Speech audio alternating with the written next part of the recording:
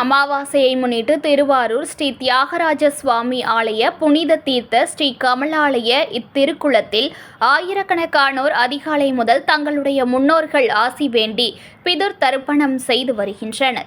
ஆண்டுதோறும் புரட்டாசி மாதம் வரும் அமாவாசையை மகாலய அமாவாசை தினமாக அனுசரிக்கப்பட்டு வருகிறது.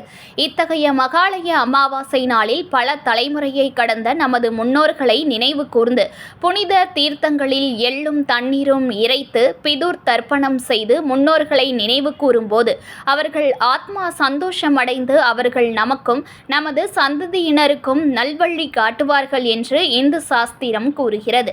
இதன்படி காசியை விட வீஷம் அதிகம் புண்ணிய தீர்த்தமாக கருதப்படும் திருவாரூர் ஸ்ரீ தியாகராய சுவாமி ஆலயத்தின் தீர்த்த குளமான கமலாலய திருக்குளத்தில் ஆயிரக்கணக்கானோர் புனித நீராடி இறந்து போன தங்களது முன்னோர்களுக்கு பிதுர் கடனை செலுத்த முன்னோர்களின் ஆன்மா திருப்தி அடைய அரிசி, தேங்காய், வாழைப்பழம், வெற்றிலைப்பாக்கு, காய்கறிகள் ஆகியவற்றை வைத்து எள்ளு தண்ணீர் விட்டு தூப தீபம் காட்டி திதி கொடுத்தும் தர்ப்பணம் செய்து வழிபட்டு தாங்களும் தங்களது குழந்தைகளும் நோய் நொடியின்றி வாழ தங்களது முன்னோர்கள் வாழ்த்தி ஆசி வழங்க வேண்டும் என வேண்டினர்.